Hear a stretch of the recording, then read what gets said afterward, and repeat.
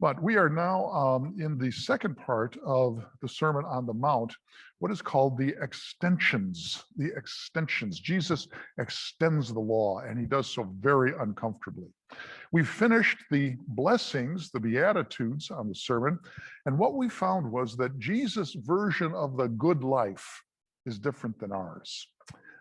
It is when our will and our ways are perfectly aligned, or maybe sometimes not so perfectly aligned, with God's will for us and God's ways for us, then a situation emerges which is called righteousness.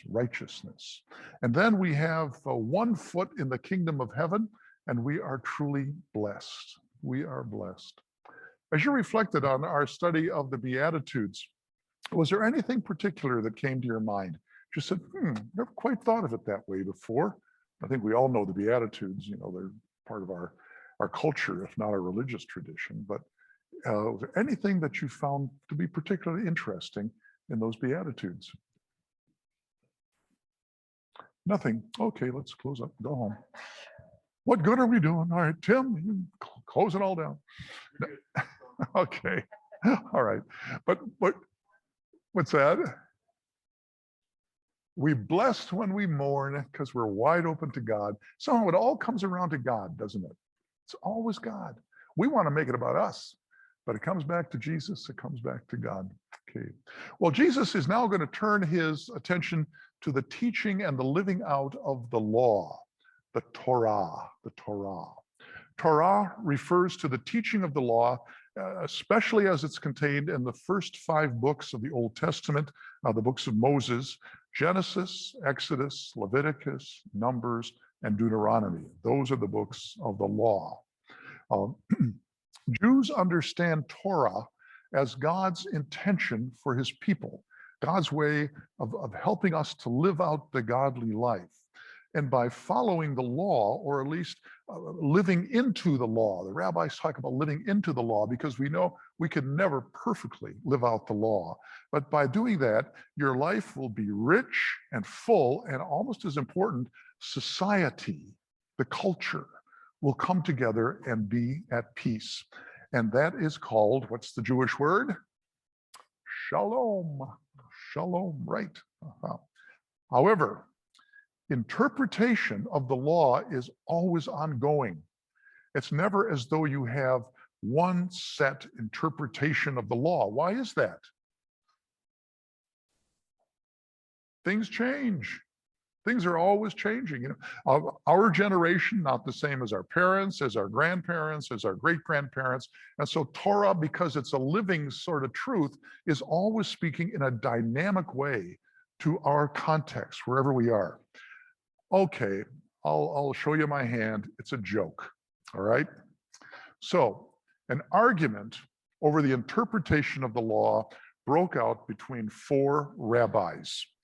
Rabbi Cohen, Rabbi Jacobson, and Rabbi Leibowitz were very set in their one interpretation of the law, but Rabbi Berkowitz disagreed. They argued and argued all afternoon and into the evening. And they concluded, the 3 of them concluded that since it was 3 against 1, that their interpretation was correct. Finally, Rabbi Berkowitz decided he would take it to God. He would pray. And he prayed, and he prayed, and he prayed that his interpretation might be considered correct. And at last, a voice from the heavens boomed, "Rabbi Berkowitz is right." Rabbi Berkowitz smiled and looked at them with smug satisfaction on his face, said, "See, I am correct." "Not really," Rabbi Cohen said. "It's still 3 against 2. Okay, odds are still the same. God doesn't matter. It's our interpretation that matters, right? Okay, well, the law shows us, we learned in confirmation, what is the purpose of the law? The law shows us God's will for his people. Just because we are the new covenant people, New Testament church, that doesn't mean you can kind of shove the old, the law out the back door and burn it up, break those tablets, right? But it shows us our inability to keep the law. Do you remember from your confirmation day? This is one of the questions in the catechism. What are the three uses of the law?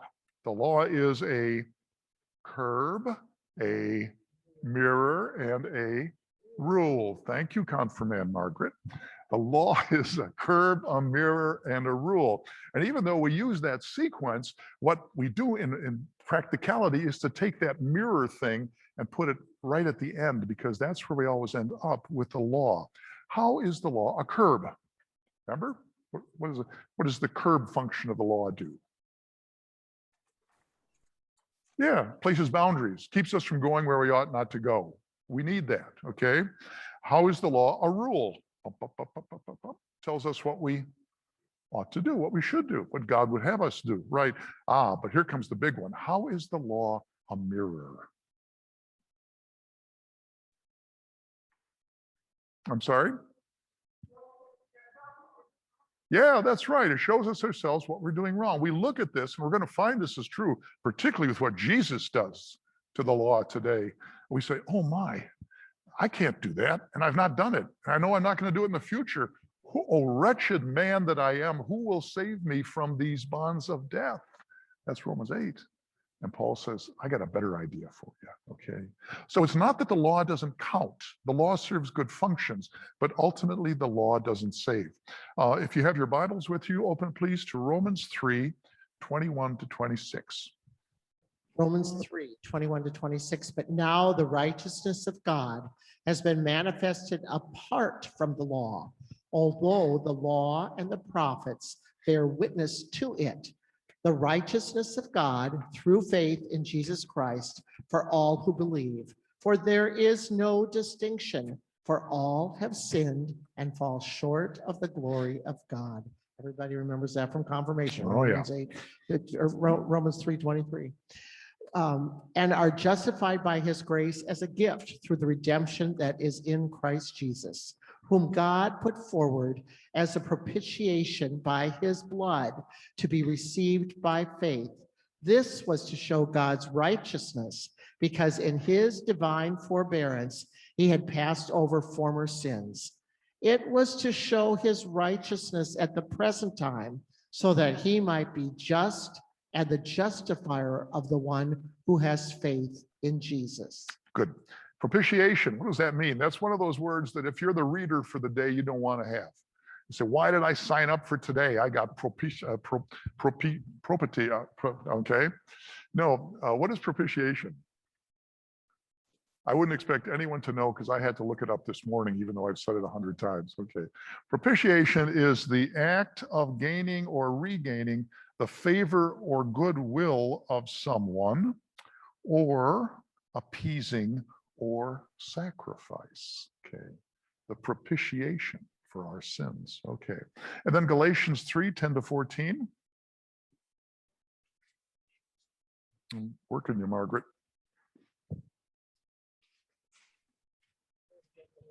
Galatians 3, 10 to 14. For all who rely on works of the law are under a curse. For it is written, cursed be everyone who does not abide by all things written in the book of the law and do them. Now it is evident that no one is justified before God by the law, for the righteous shall live by faith. But the law is not of faith. Rather, the one who does them shall live by them. Christ redeemed us from the curse of the law, that by becoming a curse for us, from the curse of the law, by becoming a curse for us. For it is written, cursed is everyone who is hanged on a tree, so that in Christ Jesus, the blessing of Abraham might come to the Gentiles, so that we might receive the promised Spirit through faith. Okay, law is good. Ask any Jew, they'll tell you. Law is a gift of God. Law is blessing. When a Jewish child goes for bar mitzvah, or bas mitzvah if you're a girl, the rabbi will take a little bit of honey and put it on just a little tip of honey, and put it on the page of the law, and then invite the confirmand, the bar mitzvah, bas mitzvah, to lick it. How does that taste? Sweet. Yeah. Now remember the law. But Paul says the law can also be a curse. How can what is a blessing be a curse? For what? It condemns. Yeah, it's a mirror, and that mirror is twisted, and it's not good, right? And you're relying on the law, which you never can fully live up to. I mean, isn't that, was it the myth of Sisyphus? Remember the myth of Sisyphus in Greek lore? Sisyphus was condemned for eternity to roll a big boulder up to the hill, up to the top of the hill. And just as he would reach the top, what would happen? It would come back down again. And he'd have to roll it up and roll it up again. That's not a bad picture of the law, the keeping of relying on the law for your justification, for your salvation. Well, let's see how Jesus approaches the law. Matthew 5:17-20, and just a few words of background here. We know that Jesus' Jewish opponents accused him of not only ignoring the law, but of wanting to abolish the law. Can you think of occasions where Jesus was criticized for wanting to abolish or ignore the law? Eating on the Sabbath day. Okay, the disciples are going through a grain field. They're hungry. They pick up the grain, pop it in their mouths, okay? And the detractors see Jesus and say, how come your disciples are doing? Don't you know it's a Sabbath day? And Jesus tells them a story about David, who did the very same thing, by the way, on the Sabbath, okay? When you're hungry, you got to eat, okay? What else? Really big one. Yeah, Larry. Healing on the Sabbath. Ooh. That's not good, is it? Huh? And how does Jesus respond to that? Do you remember? You have a donkey, and that donkey fell into a pit on the Sabbath. What do you think you'd do? Well, I guess I'd wait till Sunday. You know, no, you wouldn't. You'd haul the donkey right out, wouldn't you? Okay. So what he was saying is, you have such hypocrisy, don't you? Because the law has some latitude to it. Okay, I think I've told you the story of taking my confirmation class to the synagogue. I used to do this every year because I thought it was important, not just for them to know a little bit about Judaism, but to know that these are our great-great-grandparents. You know, we come out of that thing. So I would take them to the Sabbath, and there's this great director of education, older man, and he would talk about Sabbath law and how once the sun went down, you couldn't flick on a light switch, couldn't turn on a TV. You had to eat your meals by candlelight. All the food had to be prepared before sundown. And then one of my confirmands, really smart little guy, said, now wait a minute. What would happen if after the sun went down on Sabbath, your neighbor, got sick? What would you do? And he wasn't a rabbi. The director of education said, easy. I would drive you to the hospital because your needs take precedence. Then I would leave my car in the parking lot and walk home. And I'd be back the next day to get my car. What does that say about the law?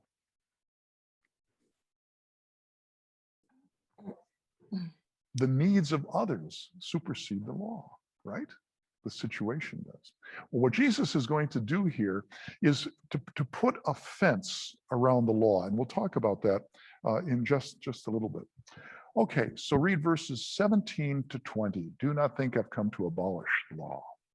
Before I do that, I'm just going to say a word for those of you who are in the sanctuary here. We do have people online, and we are seeing, I think, David Fee in Ohio. Is that where you are, David, today? I think that's where he is. Oh. And there's Joyce and Don Eckert and Joyce's coffee cup. I saw her drink a coffee a minute ago. Oh, I'm envious. In North Carolina, is that where you are? I think so. Yep. Great. Yep. And Janet Fravor, who's just down the road. Good. Here in Fort Let's Myers. all turn around and wave. Yeah. Hey. They're waving at you. They're waving at you. Yeah, great. Okay. Okay, so Thank you. I'm going to read Matthew 5, starting at verse 17. Right. Do not think that I have come to abolish the law or the prophets. I have not come to abolish them, but to fulfill them. For truly I say to you, until heaven and earth pass away, not an iota, not a dot will pass from the law until all is accomplished. Therefore, whoever relaxes one of the least of these commandments and teaches others to do the same will be called least in the kingdom of heaven. But whoever does them and teaches them will be called great in the kingdom of heaven. For I tell you, unless your righteousness exceeds that of the scribes and Pharisees, you will never enter the kingdom of heaven. Whoa. There you go, detractors. You've been saying, oh, Jesus, you don't want to have anything to do with the law. You're just going to throw it all out. Huh? Matthew presents Jesus in his gospel as a new Moses, a new Moses. The book is divided into 5 sections, as in the Pentateuch. Okay. There are those who look at the Sermon on the Mount and they see 5 sections, as in the Pentateuch. But he is a new Moses, and as Moses went up on Mount Sinai to receive and speak the law, Jesus goes up on a mountain to receive and to speak the law. Okay. So the difference, though, is that this new Moses is going to extend God's covenant, not just to Israel, but to all the world, to the nations, to the Gentiles. Okay. St. Paul, the great accomplishment of St. Paul is that, contrary to what Lutherans often say, and I've been guilty of this too, he didn't abolish the law. He just didn't scrub it out, throw it all out. But he brought God's salvation to the Gentiles. He opened the door and he brought in the Gentiles, not by inviting them to convert to Judaism. Did you ever notice that? Paul never said, no, if you really want to have God's favor and be saved, you have to be a Jew. As a matter of fact, he was very clear with this whole matter of circumcision, which was the mark of the old covenant, in saying circumcision doesn't count for anything. However, if there are those who are offended, Timothy, my friend, you must be circumcised because we're going to be with Jews. I don't think he asked Timothy's permission, and I wouldn't have wanted to be there when he told Timothy, but that's a whole other thing. Okay. But Paul did not abolish the law. What he did very strongly was to say, you're not going to be saved by this law. So here's what Jesus is doing in these next sections. He's intensifying and he's extending the commandments of the law, and he's going to focus on 6 areas, 6 commandments. First of all, he's going to talk about murder, then adultery, then divorce. He's going to talk about swearing an oath, which is something that is kind of foreign to us, but it has implications for us. And then he's going to talk about an eye for an eye, an eye for an eye and a tooth for a tooth. And then he's going to talk about loving your neighbor. So what Jesus is doing in all of these is going right, he's drilling into the heart of these commandments. And then he's going to amplify them. So if you thought that you could find a way around these commandments, Jesus is going to close the door on that. He's going to put a fence around the commandment. Someone has said these are the commandments on steroids. That's what Jesus is doing. Okay, a bonus. I think I've told this story before. W.C. Fields, remember old W.C. Fields?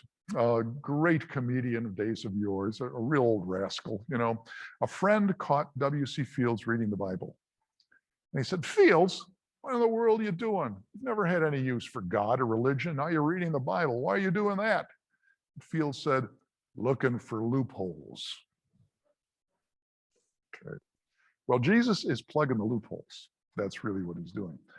The rabbis would talk about erecting a fence around the law. What does a fence around our homes do? Keeps intruders out, doesn't it? It keeps the intruder. How many of you live in gated communities? Okay. We might say that Jesus is putting a gated community around the law. He really wants to protect the law for those who are looking for loopholes, those who are going to get in and somehow weaken the law. And Jesus says, until all is fulfilled, until the kingdom comes into its fullness, the law stands, but with a twist, he says. Okay. He's going to first talk about anger. References here, we don't need to look them up, are Exodus 20:13 and Deuteronomy 5:17. These are the Old Testament things that talk about anger. Okay, Margaret, you want to read 21 to 26? Matthew 5:21. You have heard that it was said to those of old, you shall not murder, and whoever murders will be liable to judgment. But I say to you that everyone who is angry with his brother will be liable to judgment. Whoever insults his brother will be liable to the council, and whoever says, you fool, will be liable to the hell of fire. So if you are offering your gift at the altar, and there remember that your brother has something against you, leave your gift there before the altar and go. First be reconciled to your brother, and then come and offer your gift. Come to terms quickly with your accuser while you are going with him to court, lest your accuser hand you over to the judge, and the judge to the guard, and you be put in prison.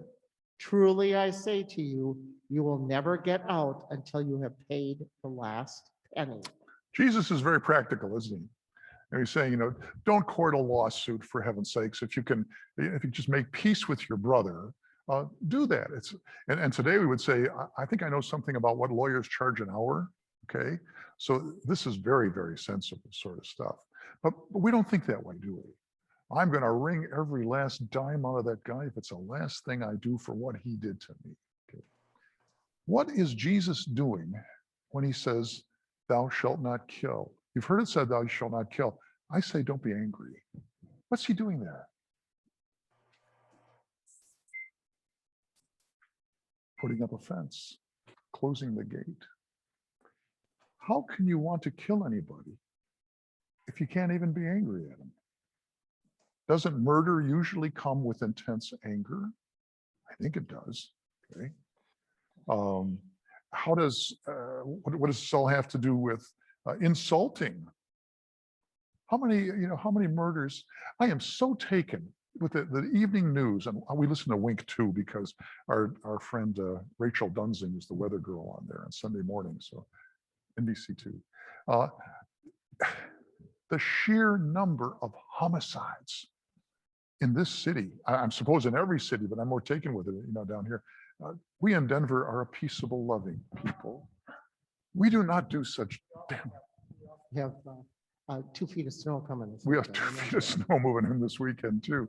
Yeah, but my land, the evening news is just, and how usually it starts in a bar.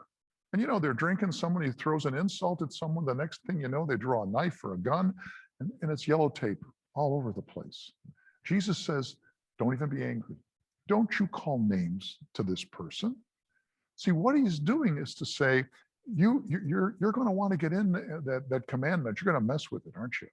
You're going to say something like, well, if this is the situation, then murder's okay. All right. It says an eye for an eye, tooth for a tooth. We're going to be going there. Jesus says, no, don't even go there. The intent of the law is that human life is sacred. Who are we made in the image of? Genesis 1, God. We are created in the image of God, huh? So, what does this say to capital punishment? That really is an open question in Scripture. Where is this? It's Genesis 9:6. Whoever sheds the blood of a human, by a human shall that person's blood be shed. Real simple. You kill, I kill you. Okay. However, then we find out that Cain killed Abel several verses before. Cain was never dealt with. That Moses killed the Egyptian. Moses was never dealt with, huh? Human life is sacred. That's the bottom line. When we say Black Lives Matter or all lives matter, what are we really saying? We're acknowledging we're all created in the image of God. That's why it matters. That's the sacredness of it all. So the fence around the law, the gated community, makes violation more difficult, because if you're angry, if you're calling names, you're just going to go the next step, and pretty soon life could well be lost. But if you're on guard against your anger and your name calling, the law can stand and it's not going to be broken. So that raises a question. What is so bad about name calling? Where does that fit in? You fool, raka. So what? So you get angry, you call someone a name? Little children do that all the time, don't they? Oh, you stinky pot. Yeah.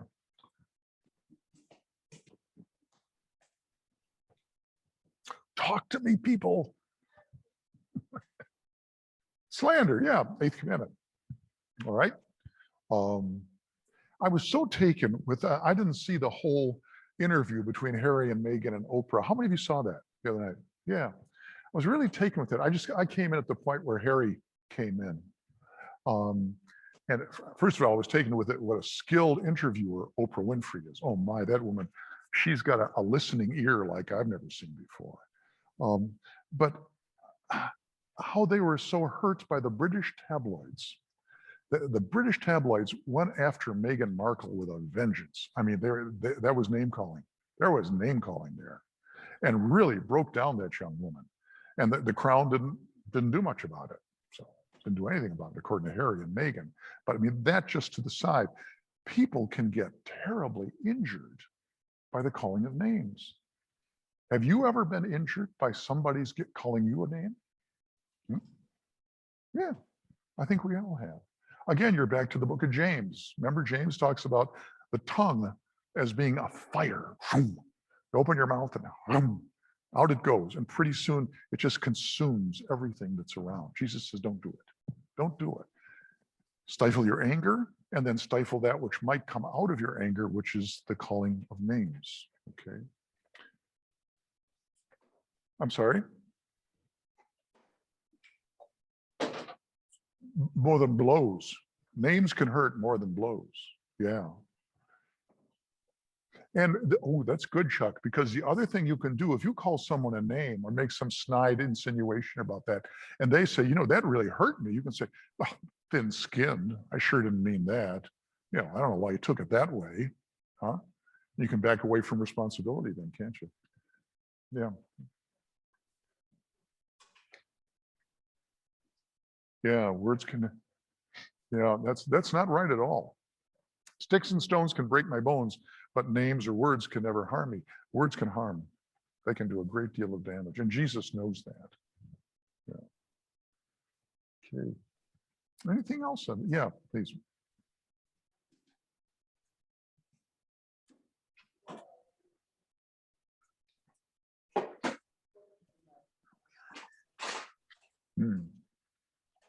Is it volume on?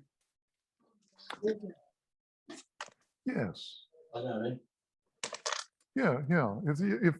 If I'm calling someone a name and then I stop and remember, wait a minute, Jesus died for this person. How dare I insult him? That's an implication of that, isn't it? Yeah, that's very good. Road rage. Oh, yes. Road rage. Talk about anger and killing.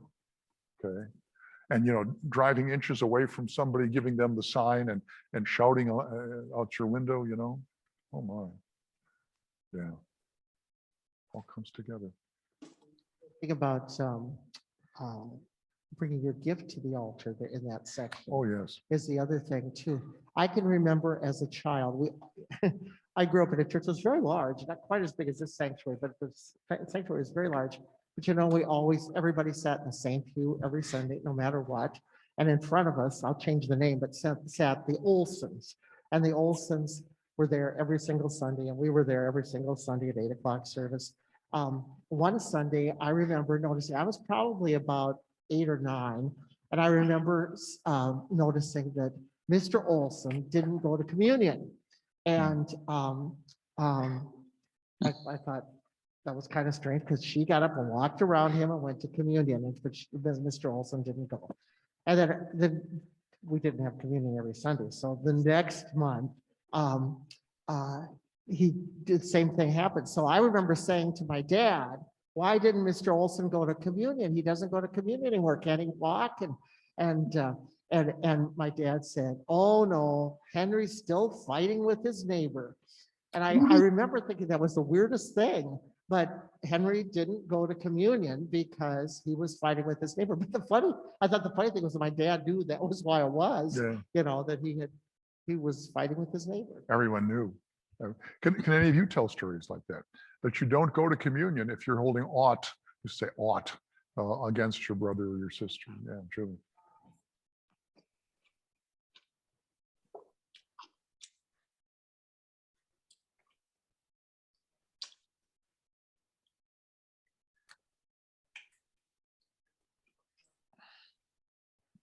What happened?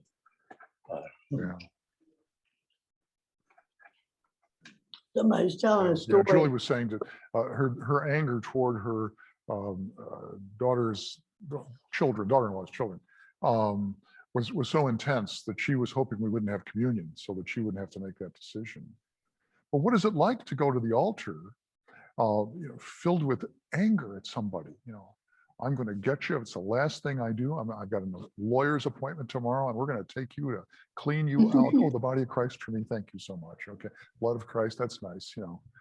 Yeah, that's called hypocrisy, isn't it? And it weighs on your conscience.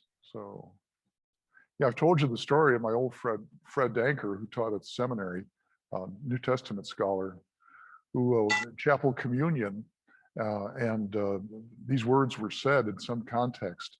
And Fred got up, left the room before the distribution, got in his car, drove all the way down to the Synod headquarters in downtown St. Louis, walked up to the president's office because he was so angry at the president of the Synod at the time, and walked into his office and asked for the president's forgiveness because of his anger.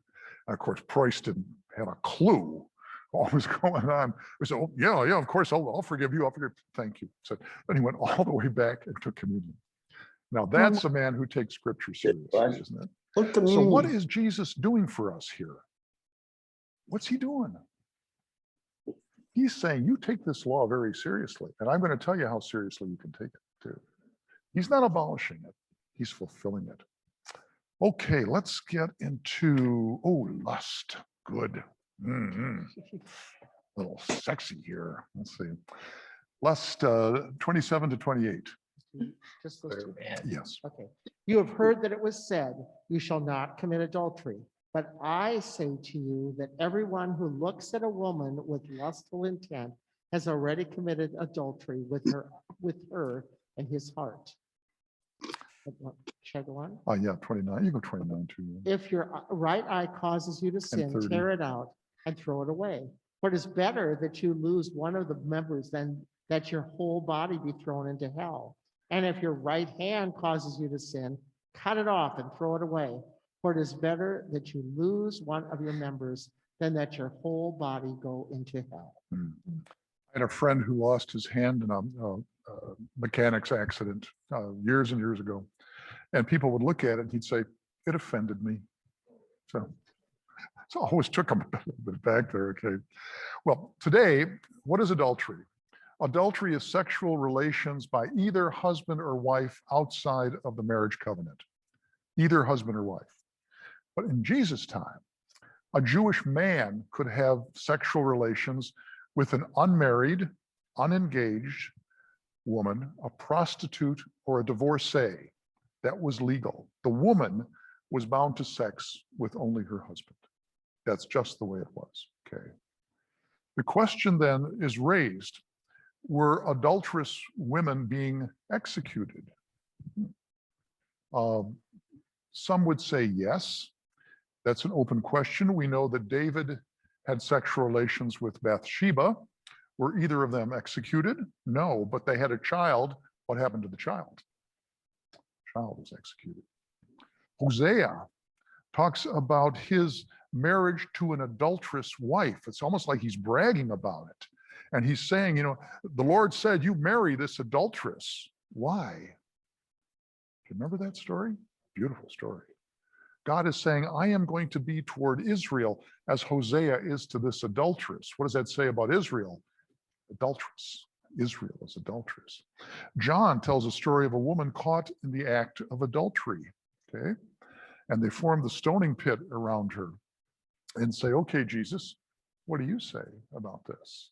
Had Jesus said, stone her, okay, then he would have been seen not just as a super upright Jew, but as one who really went over the edge. But if he had said, don't stone her, then he would have been seen as being very lax. So they said, we got you, Jesus, right? How does Jesus respond? Remember that? Mm-hmm. Yeah.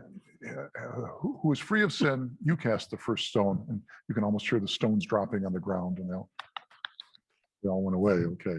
All right. Joseph and Mary. Mary confesses to her husband that she's pregnant.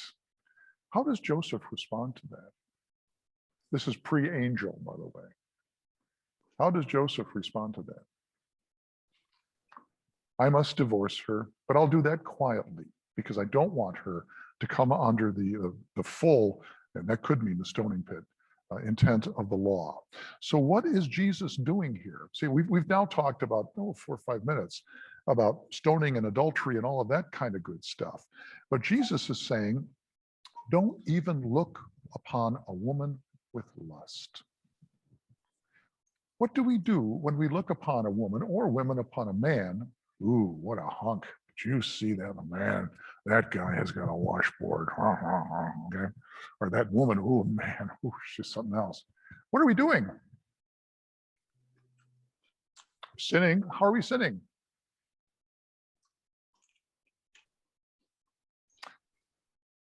We're objectifying, aren't we?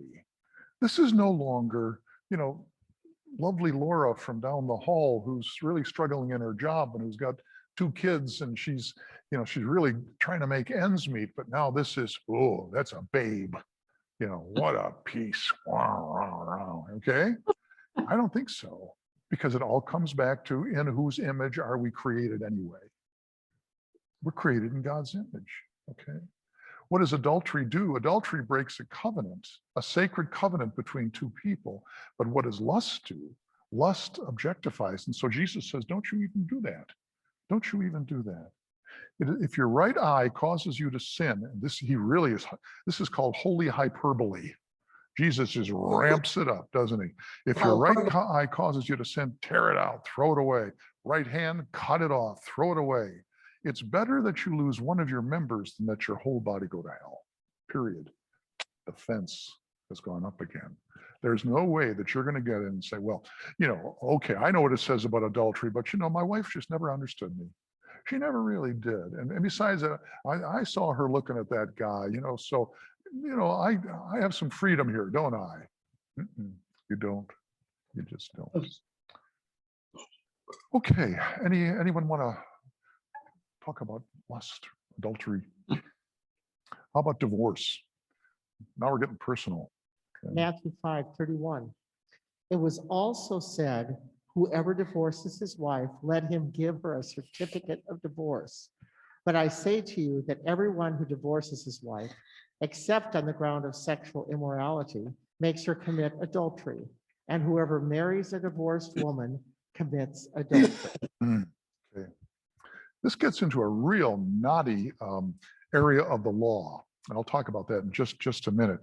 Turn to Deuteronomy 24. If you've got your scriptures with you. Deuteronomy 24, 1-4. And I'll read it. You can follow along if you don't have it too.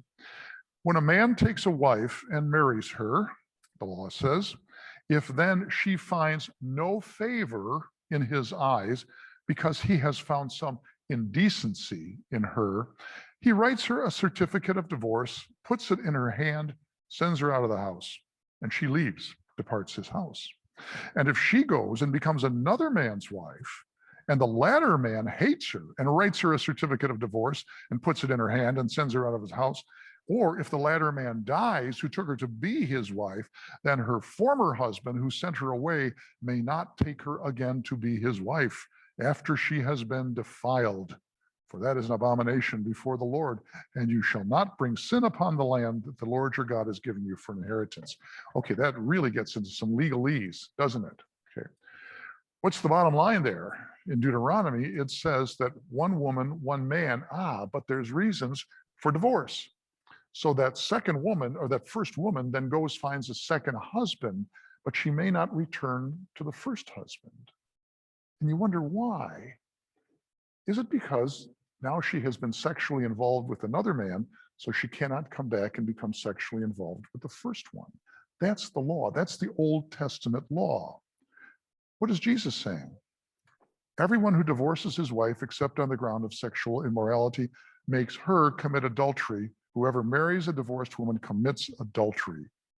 Jesus extends the talk of sexual activity in the area of marriage and divorce. Bottom line is that the woman in the good old days was in effect damaged goods in relation to the first husband. There was a certificate of divorce that was routinely given to a woman. See, a man and a woman were in a marital relationship. The husband found some indecency. We don't really know what to do with the word indecency, whether it refers to adultery or just something that, I really don't like it. She knows I like my steak cooked medium well. And she keeps overcooking it. So here's certificate of divorce. It was called a get, G-E-T. I want you out of here. And she was cast out of the house. Now, what could she do? She could go back to her family of origin, family of birth in that case, but they probably wouldn't be taking her back either. Or there was a thing called a ketubah. A ketubah was like, it was an amount of money that the husband had to give to the wife. I always thought that the woman was thrown on the streets penniless. And the reading that I was doing said, no, she was provided for, but she was seen as damaged goods, okay? And the rabbis were divided on how could you get a divorce. There was a Rabbi Shammai, the school of Shammai. And the school of Shammai was very clear. They were very conservative. Only adultery was reason for divorce. While Rabbi Hillel, who was within Jesus' generation, took a kind of a no-fault position. I can get rid of her for anything. I'll throw her out for anything. And so there was this debate going back and forth. How do you divorce? How do you divorce? And nobody's thinking of the woman in all of this. They're just arguing the fine points of the law. The bottom line, marriage is sacred. Marriage is sacred. Now, this is a tough saying for those who have been through a divorce. I'm not going to ask for a show of hands. But you read this and right away the guilt clicks in and you're wondering, how in the world do I get my life back in shape? You know, what about situations in which the man or the woman that you married is now turned into an abusive, physically abusive alcoholic? Well, I guess I got to stay with them. That's what the law says, right? I'm not sure what the resolution of that is, except for grace. Except for grace. Okay. Finally, it all comes back down to confession, forgiveness, and throwing ourselves on the mercy of God. But what Jesus is trying to do here is to get around this nitpicky, now I can divorce, now you can't divorce. Yes, no. He says, nope, this is it. One thing. Okay. I can remember a time, and maybe you can too, when the church spoke of, of innocent and guilty parties in divorce. Do you remember that? Well, okay, so he's allowed to remain in the church because he or she was the innocent party, but the other one was the guilty party and had to be let go. What's the problem with that kind of a delineation? Judging who was guilty. Judging without knowing the circumstances. And even if you did know the circumstances, what you might find is that both, I was trained as a pastoral counselor. I've got, I don't know how many hours talking with couples that are going through divorces, and it's not easy. Well, he said, she said, he said, she said, and finally it all comes down to, look, there's mutual guilt in this, okay? So what do? You throw yourself back on the mercy of God, don't you? I think that's what you do. Anyone else want to weigh in on this? This is one of these, I sure wish there were an easier issue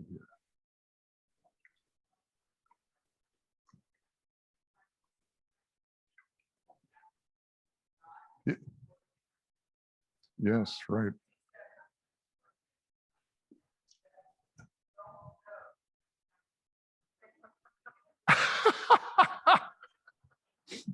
I love Hugh Temmie. He had the greatest Australian accent too. Yeah, I'm sure laying under the bed, you don't know what's happening. Repeat that for those who didn't. Yeah. Yeah. Hugh pastor who just recently died, was saying, from his experience, unless you're lying under the bed, you really don't know what's happening in that marriage. That's true. It is. But it's a tough saying. It truly is. Jesus is not making life any easier for us here, is he? Okay, how are we doing in time? We got time for one or two more. Good. Oaths. Now we're going to talk about swearing of an oath. This is something that, let's see how we might apply this to our situation here. Matthew 5, verse 33. Again, you have heard that it was said to those of old, you shall not swear falsely, but shall perform to the Lord what you have sworn. But I say to you, do not take an oath at all, either by heaven, for it is the throne of God, or by the earth, for it is his footstool, or by Jerusalem, for it is the city of the great king.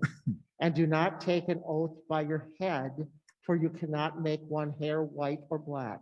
Let what you say be simply yes or no.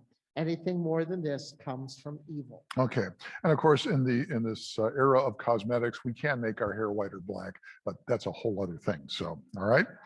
Okay, we say a man's word is his bond, right? A man's word is his bond, and that was doubly true in days before we could endlessly verify and contract.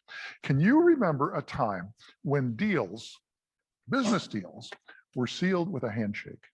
Remember those times? Yeah. How many of you have gone into a deal and sealed it with a handshake? Yeah. No, most likely not in COVID times, okay? Because we're told, I guess Dr. Fauci said we've seen the last of a handshake. We'll see about that one. But yeah, but there was a time when a man's word really was his bond. Numbers 30, verse 2. Oh, I got to back up though. But there were those who would always try to find a way around the oath, okay? Now, remember the silly old thing when you were kids and you made a promise. I promise, Mommy, I will never do that again. And you had your fingers crossed behind your back, right?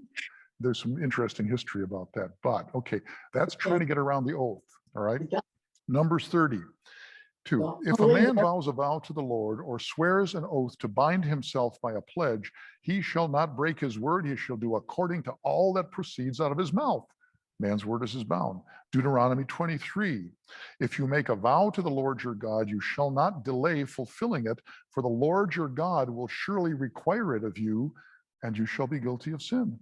But if you refrained from vowing, don't make a vow. You shall not be guilty of sin. You shall be careful to do what has passed your lips, for you have voluntarily vowed to the Lord your God what you have promised with your mouth. When you make a vow to another person, I promise I will, you're making a vow to God. Larry. He has to say it, not unless you're a politician. Okay, all right. Okay, yeah. Oh, Rainbow Girl, yeah. Yeah, right, yeah.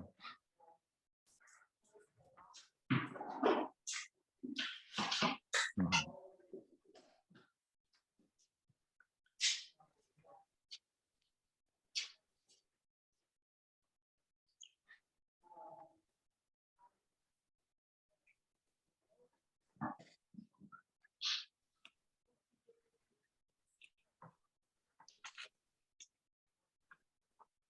Oh, They're gaining on us. yeah. Yeah, there's a thing in the Masonic order, Julia, saying the little rainbow girl who had to take an oath to the Masonic Lodge, I guess, isn't that it? Yeah, to that movement, and she was devastated by that. No, by the pretty dresses. Yeah, she would have liked to have the pretty dresses, but she didn't have that. Okay, too. All right. So how do we do oath taking today? How do we do oath taking?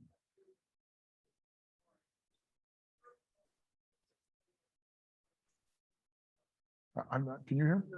Oh, juries. That's right. Yeah. So help me God. Right. Okay. That's good.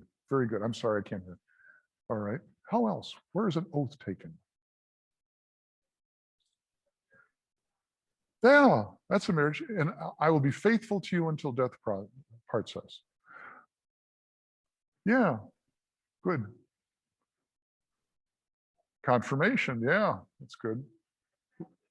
President of the United States. Congressman. Yeah. Mary. So far. A what? Signature on a contract. Is that an oath? An oath is spoken with lips. Is that like in some sense? Maybe.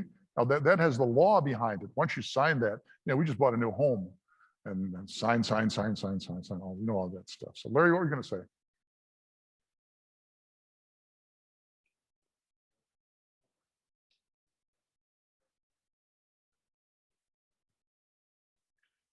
Right. Okay. Yeah. In the courtroom. Right. Okay.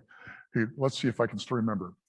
On my honor, I will do my best to do my duty to God and my country and to obey the Boy Scout laws, to help other people at all times, to keep myself physically strong, mentally awake, and morally straight. Are you impressed with that? Yay. Is that an oath? I think it is. Kind of. I took it very seriously. There it is. I did that, right? Okay. Now, there are oaths, there are contracts. A contract is kind of an extension of an oath. How many of you have ever made a loan to your children? Okay. Yeah. Did you have a contract? Oh. You should have. Would it have made any difference? Would you have taken them to court? I don't know. Yeah, we should have. Yeah. Well, this gets a little dicey, doesn't it?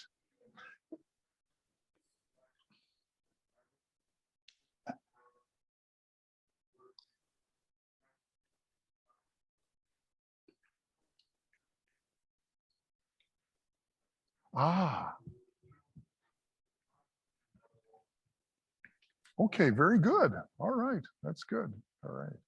Well, oaths get dicey if you're in a culture, a society where you're worming your way around oaths. Huh? I never heard you say that. Where's it written? Okay. Or, well, I didn't think you really meant that. Or in the past, people have done this before. I don't see why we should be obligated, see? So Jesus goes right to the heart of it, right to the core. And then, yeah.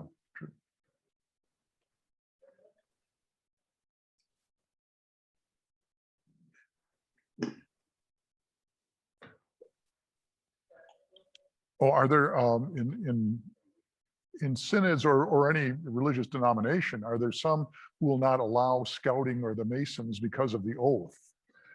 Missouri Synod, I think, still has a very strong position against the Masons. Yeah, that's in some book somewhere. Not so in other Lutheran body, the ELC, ELCA rather. Yeah, and the oath is part of that, because our oath is to one alone. That's Jesus. Okay. And you know, I've had Masonic members in my congregation, and I've had to talk with them. And oh, Pastor, come on, I don't really mean it. You know, I mean, it's good business. You know, half of the guys in my my legal firm, you know, they're Masons. I can get good business out of my Mason connections. I'll take it so seriously. So much for oaths.